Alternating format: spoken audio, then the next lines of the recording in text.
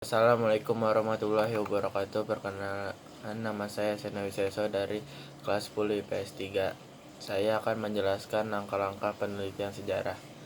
Sebelum adanya sejarah, kita perlu memastikan bahwa sejarah itu benar-benar terjadi. Untuk memastikan bahwa sejarah itu benar-benar terjadi, kita perlu melakukan sebuah penelitian sejarah. Hasil dari penelitian tersebut yang menentukan benar atau tidak adanya sejarah tersebut. Kebenaran yang dicari akan dianggap benar apabila masuk akal. Dalam melakukan penelitian sejarah, kita harus mengikuti langkah-langkah penelitian sejarah yang ada. Dalam materi sejarah ada 5 langkah penelitian sejarah. Berikut ini adalah langkah-langkah penelitian sejarah.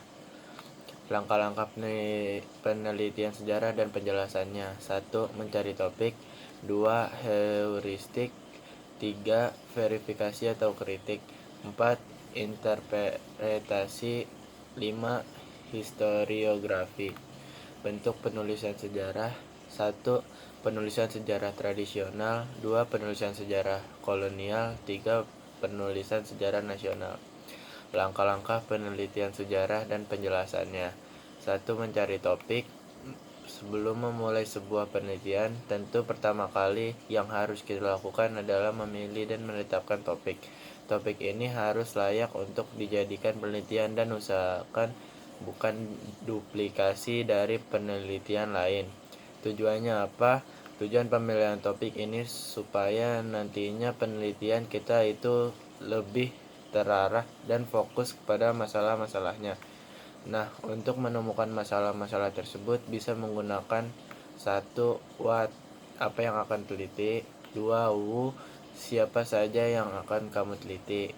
Contoh, kamu meneliti sejarah rumah tua yang angker. Kamu harus mencari orang yang terlibat dalam rumah itu, entah juru kunci, masyarakat setempat, ketua RT, dan lain sebagainya. Where, 3.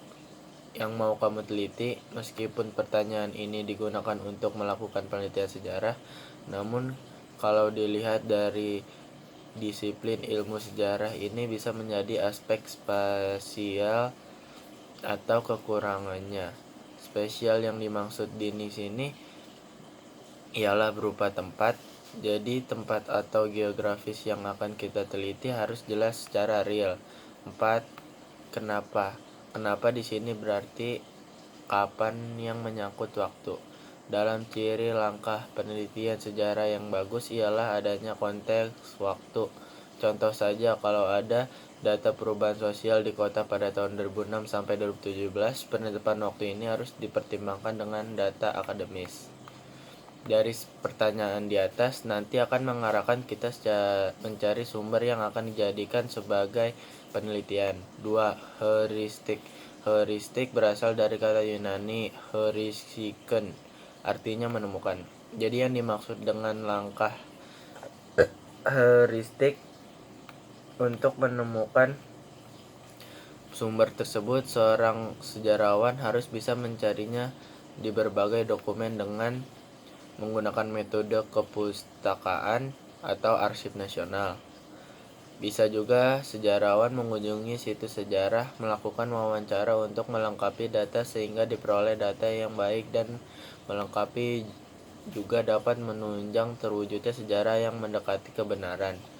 Sejarah yang terjadi pada masa lalu memiliki begitu banyak periode dan seperti politik, ekonomi, sosial, dan budaya, sehingga memiliki sumber data yang beraneka ragam, sehingga perlu adanya klarifikasi data dari banyaknya sumber tersebut.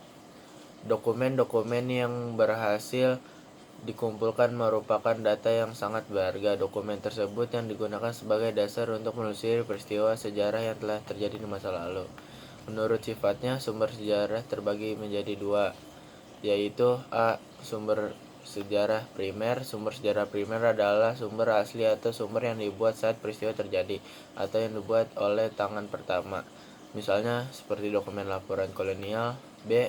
Sumber sekunder. Sumber sekunder adalah sumber yang menggunakan sumber primer sebagai sumber utamanya atau yang dibuat oleh tangan atau pihak kedua seperti buku, skripsi, dan tesis.